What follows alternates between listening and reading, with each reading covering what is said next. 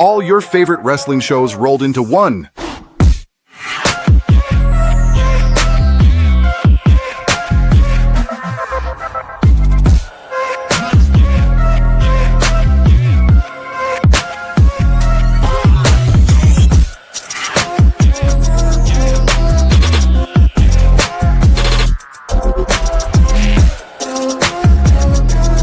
Welcome to the WeBookIt podcast. Let's start the show.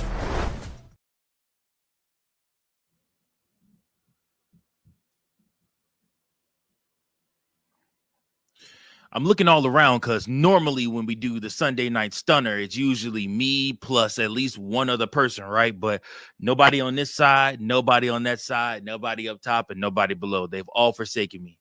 But hey, that's okay because I won't forsake you. That's right. I knew that you needed this Sunday Night Stunner to wrap up all the crazy stuff that happened on last week's episodes of wrestling. And of course, preview and talk about what's going to happen this week in wrestling. So listen, guys, I'm telling you right now, we're gonna have a great episode for you. We got a bunch of stuff planned.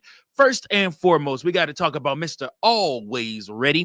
That's right. Zack Ryder made his WWE return. That's right. Now, Matt Cardona, Zack Ryder, which coincidentally enough, crazily enough, his wife actually predicted a couple of weeks before that, I guess, or foreshadowed, or however you want to say it, on an episode of SmackDown or NXT that she was on, that Matt was on his way back to WWE for a one-off. As of right now, it's just a one-off.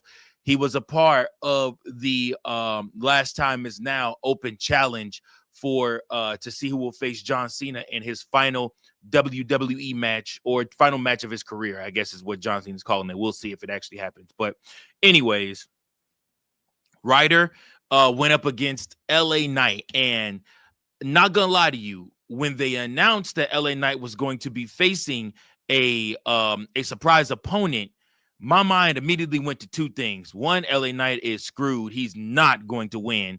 Number two, my mind went to well, who could it be? And the obvious choice is Joe Hendry, who is somebody that we learned earlier this week has officially signed with WWE, which I will talk about him in detail in the next segment. But as far as this goes, it was a great surprise when out of nowhere all you hear is, "Oh, radio, tell me everything you know." Do.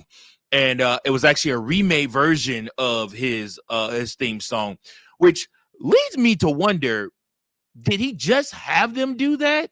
Or did he was he going to get new music before he left, or at least an updated version of his song before he eventually got let go by WWE? So one or the other. It's kind of the same thing as with the Cody Rhodes. Because I know a lot of people think that Kingdom was a song that he did for AEW or whatnot, but that would be inaccurate. He actually used that song immediately as he went to the Indies before AEW was ever even created. Like I said, because obviously he couldn't take his WWE theme, Smoke and Mirrors, with him. So like I said, he had to have his own theme, and like I said, and he tells the story in his own words in a bathroom.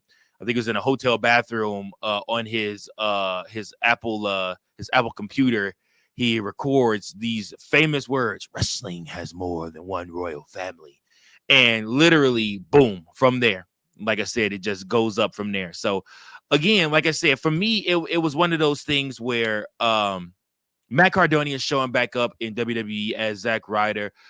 With the Zack Ryder gear on, which he actually has. You can go buy Zack Ryder gear. He has a merchandise deal with WWE now, which I really, matter of fact, I'm probably going to go support and buy a Zack Ryder shirt, because I remember when the Zack Ryder episodes used to come on YouTube. Now, this is way before YouTube was what it is today. And I used to go watch every single episode of Zack Ryder's Z True Hollywood Stories, where him and the Big O, and he would have all his different friends in there, and he would put like some of his indie friends in there. I mean, I've really enjoyed Z True Hollywood Stories. I really enjoyed enjoyed Zack Ryder as a character. I love the internet championship that he had created. Then he went and had an actual belt made that looks like him. That belt actually ended up making it onto the video games too, which was even better. The first one I think was just the Intercontinental Championship that like they ended up like putting like YouTube and like Twitter and different things like that on the side plates, but he actually ended up getting a real internet championship belt made. I don't think he ever actually defended that belt. Somebody in comments correct me if I'm wrong on that. But again, it's just good to see Zack Ryder return. Now listen, y'all, Chelsea Green has been killing it in WWE. And so for Zack to come back and to do his thing and to be able to to just show up for every show up, you know, on SmackDown and really like surprise everybody, because everybody figured it was going to be Joe Hendry, it was going to be somebody returning back from injury. Nobody thought that Zack Ryder would make his return to WWE, but I love it. I thought it was a really cool moment. This is the same Zack Ryder that I believe in this same year has also wrestled in AEW, has also wrestled in TNA. Like I said, so I mean, he's done some of everything. So it's really cool that he showed back up.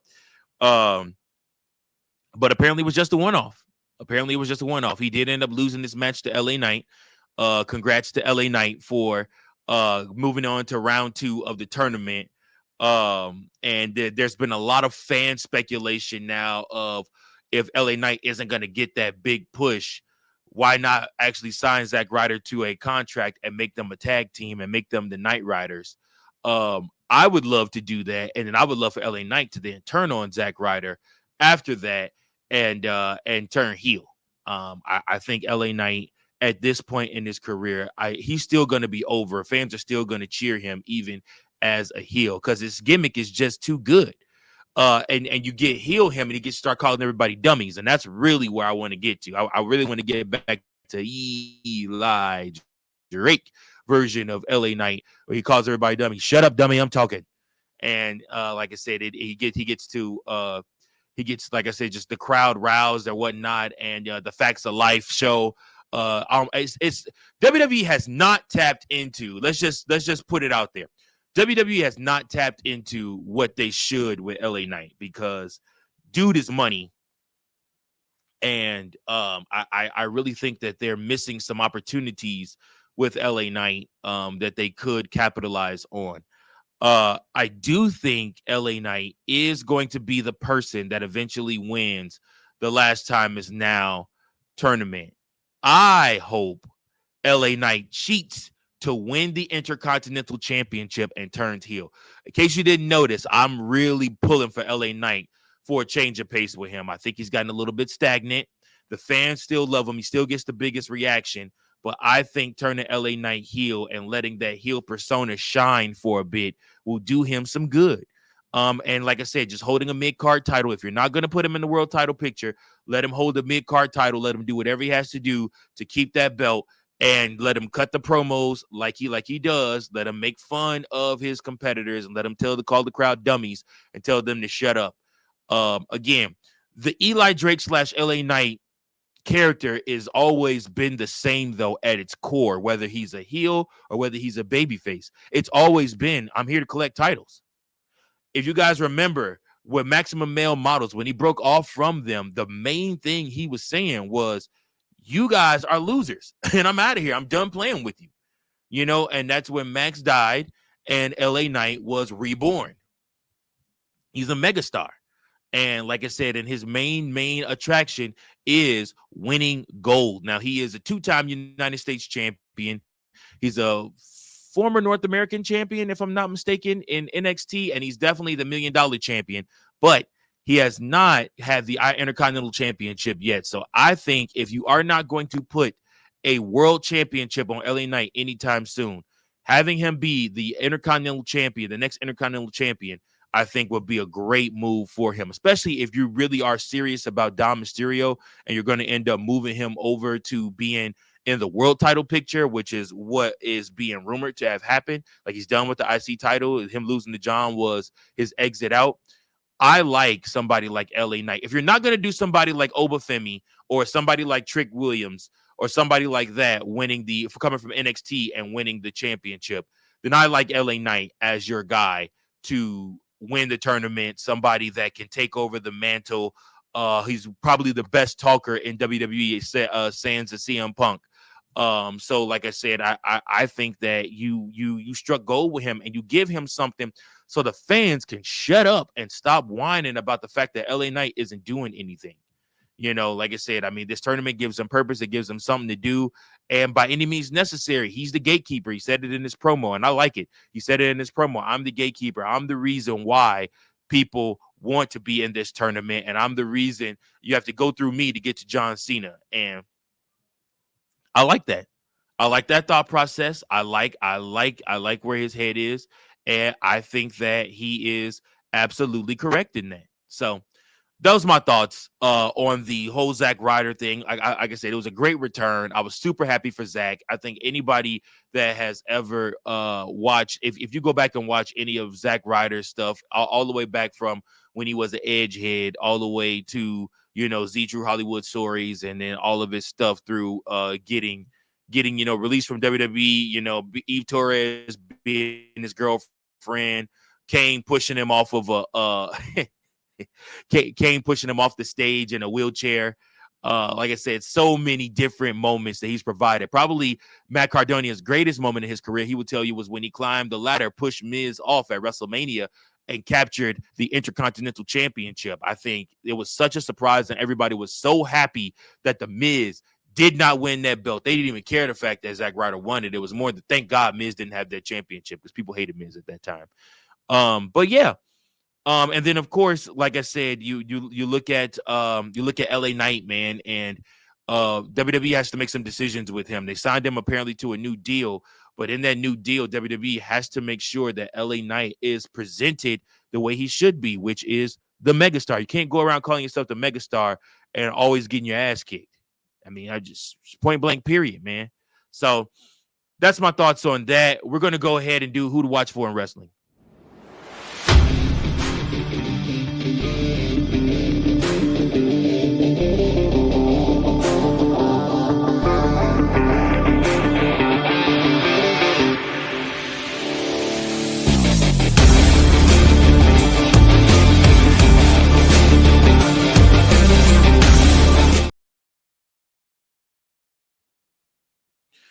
All right. So on this week's Who to Watch For in Wrestling, I'm going to go to NXT for actually both superstars. The first superstar that I want to talk about made his appearance at the end of NXT, and that is none other than Oba Femi. Now, why are we watching for Oba Femi? We know Oba Femi is a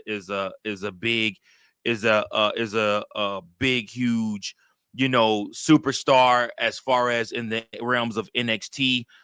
So why is he somebody that you should want to have to watch out for? Well, he made his return to NXT. This is the first time that we've seen Oba since he lost that NXT championship to none other than Ricky Saints. So we look at ourselves and we say, okay, what is Oba Femi going to do now that he is back in NXT? And the real question is he going to just do another one-off match with Ricky Saints and lose, and then he's going to be called up to the main roster? That's really the question here, because we already know what Oba Femi can do, and we already know what he has to offer as an NXT superstar. So like I said, to me, I look at this and I say to myself, I believe that Oba Femi is probably going to do a one-off with Ricky Saints, and then hopefully he is main roster bound, because he's so good. He's so good. Now, Oba Femi, I talked to the fellas about that this week. Oba Femi also, I believe, needs a little bit of a change when he comes to the main roster. Now, Coach and Fritos disagree with me, but I said that he needs to drop the Wakanda gimmick and drop the accent when he comes to the main roster. I understand it's going to piss a lot of the IWC off, because they're going to be like, now, all of a sudden, why doesn't he have an accent? Now, all of a sudden, why is he talking normal? Like, you guys do know that Oba Femi can talk normal, right? Like, you guys know that he has like a regular normal like accent too. Like, he doesn't have to talk like the ruler. He doesn't have to talk like this. Like, he actually can like speak normal too. So in my eyes, I look at it like, if you're in an age of realism in WWE on the main roster, at least where everything isn't so gimmicky, you can't bring this guy up here and say, okay, this is the guy we're supposed to believe is going to beat Brock Lesnar. This is the guy that we're supposed to believe is going to beat Gunther. This is the guy we're supposed to believe is going to beat CM Punk, beat Cody Rhodes, beat all these people, and, you know, beat Solo, beat Sammy, beat all these different people, and then turn around and, you know, his gimmick is just so to me. Like, I'm just like, like, I don't like it. Like, I really wish that they would let him drop that and just be more realism of himself. So what his self is, we don't know. It may take him some time, like it's taking Damian Priest some time. But I do believe Obafemi is lightning in a bottle, but we'll just have to see what happens. But I do believe that we're going to hear from him this week on who's next at NXT. And I believe, like I said, we're going to talk about it because we got to see what's going on with Oba. And obviously he's returned to try to reclaim his NXT championship that he lost. Very interested to see how they do that with Ricky Saints. And now it all makes sense why they did Trick Williams versus Ricky Saints last man standing last week instead of Ricky Saints and Trick Williams last man standing at Gold Rush. So, which is this week's show. So makes sense. We'll see what happens, but that's my who to watch for on the men's side. On the women's side, we have Keilani Jordan. That's right. Keilani Jordan. That's right. She defended her NXT Women's Championship. I'm sorry. She defended her TNA Knockouts World Championship in a match this past week at Turning Point. And guys, let me tell you something. She is she's just been on another level. She defeated M by Elegance in a match for the Knockouts Championship. And like I said, she was doing all different type of high flying moves. If you have a chance, go back and watch their encounter at Turning Point.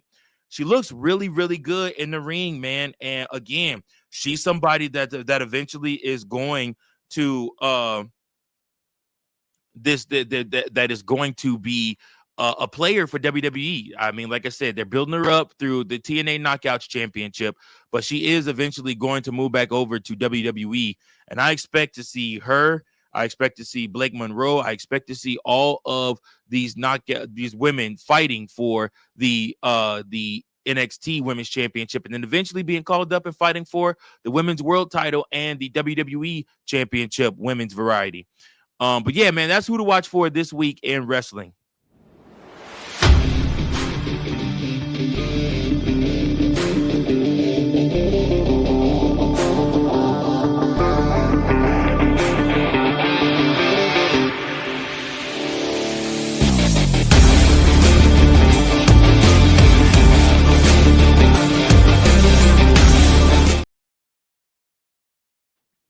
All right, so that was who to watch for in wrestling. Now we move on to talk about Solo Sikoa. Solo Sikoa has a special match coming up in the Last Time Is Now tournament this coming Monday night.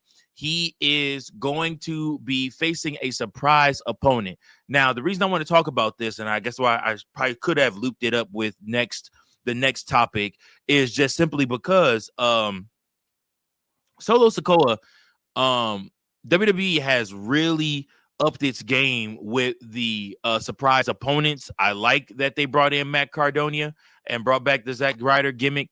I'm very, very interested to see who Solo Sikoa will face on Monday night. Very, very interested to see who they're going to have him fight, who they're going to bring back. Like I said, who's going to be his mystery opponent. Now, this one very well could be Joe Hendry on this one. I mean, like I said, and if it is Joe Hendry, I don't know if I'll necessarily be as upset, but this is an opportunity for them to bring back maybe a relic, a ghost of John Cena's past that could potentially wrestle in this match against Solo Sikoa. Now, obviously, I do expect whoever is actually signed to WWE to win these matches. I do not think they'll have guys move on that aren't signed to WWE, but Joe Hendry is a safe bet again. Like I said, to probably appear. in this match, which is hilarious. I just said appear, like say his name and he shall appear. But it could be Joe Hendry. It could very well be someone else. We'll just have to see who it will be. I need you guys to comment below and tell me, join in the conversation. Who do you think is going to be? For my money, if I had to put $1 million on it, I would say it'd be Joe Hendry. But again, the exciting part about this is Adam Pearce got on social media on Sunday and said all of your guesses so far for who his opponent is going to be have been wrong. So if I had maybe one option of somebody that could come in and do a one-off that would be really, really fun, really, really exciting, really, really, really boost up some things. I don't know if he's working right now. I don't know if he's got a movie that he's doing. But if Dave Bautista and If I Hear Saliva and I Walk Alone comes out, I am going to lose my mind if Dave Bautista walks out on Monday Night Raw to face Solo Sikoa and the MFTs. Like, that to me would be amazing. Like, I would love every moment of that because Batista and John Cena have so much history. Remember, these two have faced each other at WrestleMania. These two have faced each other at SummerSlam. These two or in the Royal Rumble against each other, the one that Batista won. There's just so much history between these two men. And like I said, just for him to be a part of the tournament, I think would be special. I think it'd be a special, special moment for the tournament and for Batista. Like I said, so for me, in my eyes, I think that this will be an amazing watch. I think it would be something that would shock a lot of fans again. It would get social media buzzing, and it would get a lot of people off Triple H's back because I feel like a lot of people are on Triple H's back with his booking style and how he just always plays it safe and goes for the safe bet. But John Cena promised within this tournament that it was going to be people that, you know, you might not have even seen or knew like work for the company or doesn't even work for the company anymore that could potentially be in this match. So again, like I said, these are all moments that you want to see happen here. So I'm excited about it. I don't know if you guys are excited about it, but I definitely sure am excited about Monday Night Raw and about seeing what they're gonna do for this for this match and who Solo's opponent is gonna be. So I think it's gonna be Joe Hendry. Safe bet says Joe Hendry, but at the same time, like I said, if it does end up being somebody like my man Batista coming out, I'm going to lose my ever loving mind, guys. It's going to be a moment, and like I said, I think you guys would lose your minds too. I think we all would enjoy seeing Batista come back and wrestle one match. So like I said, that's just my thoughts on that. So I do want to do the throwback moment of the week. But we're gonna do something a little bit different, something a little bit special. But here we go. I'm gonna cue up the throwback moment of the week.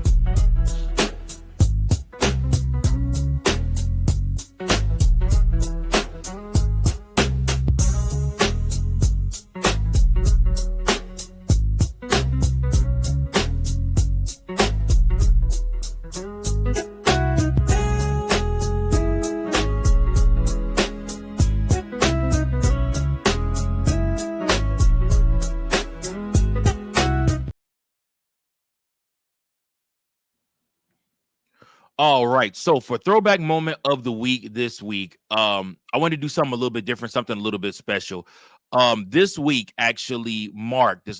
week actually marked 20 years to the day of the death of Eddie Guerrero. And for me and for a lot of people, Eddie Guerrero was one of a kind. He was somebody that captured the fans. He was somebody that made you want to watch wrestling. So I will go back and tell you my introduction into Eddie Guerrero and learn about Eddie Guerrero. So on PS1, PlayStation 1, there was I think it was WCW. I think it was like WCW versus the World was the name of the game. But me and my brothers had that on PS1, and we played that all the time. And I will tell you guys, that was my introduction into Eddie Guerrero. That and WCW Saturday Night, like I said, were probably my introductions into Eddie Guerrero because I didn't have cable. So we had to wait for WCW to come on television and watch it, just like how I learned about ECW through WJYS, not Channel 62 in Chicago, and just like I learned about WWE through really WWF through WWF Jacked on weekends, and then obviously on SmackDown, but it came to UPN because we didn't have cable. That's how I watched wrestling outside of going and renting old videotapes and old DVDs and things like that. So those are really my introductions into wrestling. That's how I really got into it and how I really began to watch. So those were my introductions into Eddie Guerrero through ECW on WJYS Channel 62, and then obviously once he moved over to WCW and he wrestled there. So and then of course when the Radicals showed up in WWF on SmackDown, they aligned themselves with Triple H. They did align themselves with Triple H on Raw, but I watched them on SmackDown because I didn't have cable. But years later, Eddie Guerrero, like I said, probably my favorite Eddie match, and this is going to be off kilter. Like I said, not a lot of people will enjoy this, but The Rock, as you know, was probably my favorite wrestler, sans John Cena, all time. And The Rock had just won the Undisputed Championship. And he comes out on Monday Night Raw, and he's celebrating as the champion, and nobody saw it coming that everybody thought the Undertaker or Kurt Angle or somebody else was going to be the one to show up and and be pissed at The Rock or I try to get a rematch or even Triple H, right? No, it ended up being Eddie Guerrero coming out, and him and The Rock kind of going back and forth, and he kind of disparages The Rock. And why is he disparaging The Rock? He says that his kids love The Rock. They have The Rock's posters hanging up in their rooms, and all these different things like that. And he's really, really pissed at The Rock. So they end up actually having a match on Monday Night Raw. If you go back and watch that match, it's the night after Vengeance 2002. The Rock is your new WWE Undisputed Champion at that time. And you go back and you watch that match, you will see they put on a hell of a match. I feel like Eddie Guerrero gave The Rock one of his best matches of his career that night. I mean, just watching that match, watching back and seeing what Eddie was able to do with The Rock, which The Rock wasn't a slouch in the ring at that time. He definitely wasn't as big and as built as he is now. So he still was able to move better. But at the same time, The Rock wasn't known for, going out there and putting on 5-star matches. The Rock was known for, his talking skills. That's what he gave you. Talking, great talker. He could sell you anything. And it's just aura was all because of how he was able to cut a great promo. Eddie Guerrero was known as a great wrestler. And like I said, I mean, he gave The Rock a hell of a match that night. That match was so good. And they ended up putting that match on The Rock's DVD.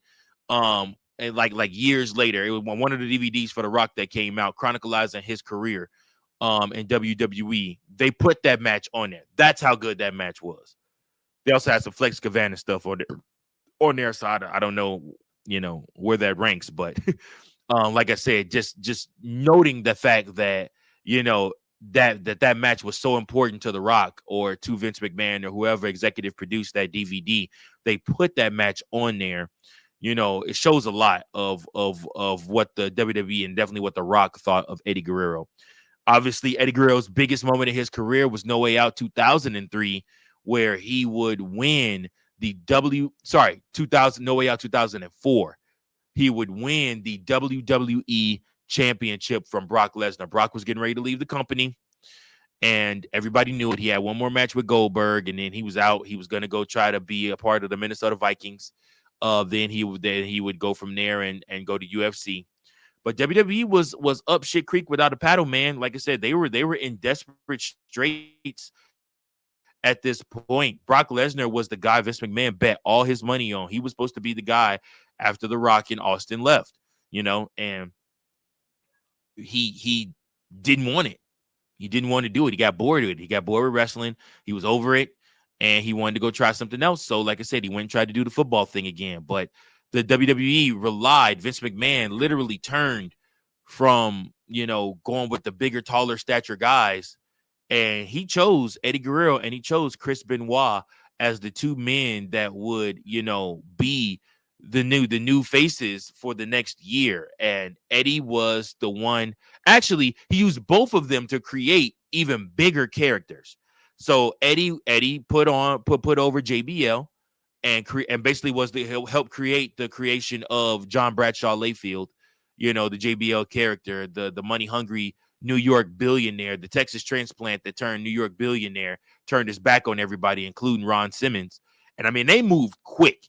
Like the same night JBL went from the same night JBL first debuted, at the end of the show, he attacks Eddie Guerrero. So like Vince McMahon moved quick with this thought process of Eddie needed a heel to fight him. And like I said, and those two fought, and like I said, and there was a lot of racial stuff. I mean, it was a lot of stuff that I'm sure a lot of people say in their homes, but never stay in person or to a person of Latin descent. And Eddie was somebody that the fans got behind and that they loved. And so, like I said, but his biggest moment was beating Brock Lesnar for that WWE Championship. Eddie also would go on to help make the JBL character, which JBL literally has said on multiple occasions that he would be nothing without Eddie Guerrero. Eddie Guerrero, he owes everything to Eddie Guerrero as far as his career and his life. And obviously, when you talk about Eddie Guerrero, you also have to talk about the heel side of him, his heel side with Batista, where he was supposed to be the change man right before he passed, and he was going to win the world title, but he was going to cheat to do it. And then obviously you also have to look at how he turned heel, which was he couldn't beat Rey Mysterio. They went against each other at WrestleMania 21, couldn't beat him there. He had never beaten Rey. They had multiple matches together, and finally he loses it, and he's hell bent on beating Rey Mysterio. So these are all good throwback moments. If you have a chance, just go back. You can watch Eddie stuff from 01, 02, 03, 04, 05 even. 05 Eddie is probably one of my favorites. He's doing some dastardly heel work. But all those versions of Eddie Guerrero, I think you guys could go back and you could watch those. But I just want to take a moment here and just remember Eddie Guerrero. Like I said, for the superstar that he was, and for the man, even better man that he was. You never hear any bad stories about Eddie Guerrero in the locker room or anybody have anything bad to say about Eddie. So we're going to take this moment for silence.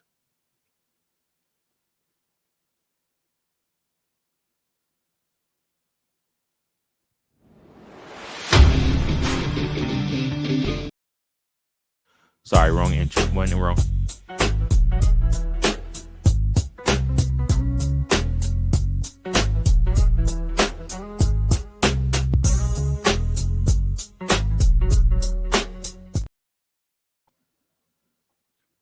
All right, so John Cena is reportedly going to open up Monday Night Raw on tomorrow night's show. It'll be his final Monday Night Raw from Madison Square Garden. He's down to like 2 dates, I think 2 or 3 dates left.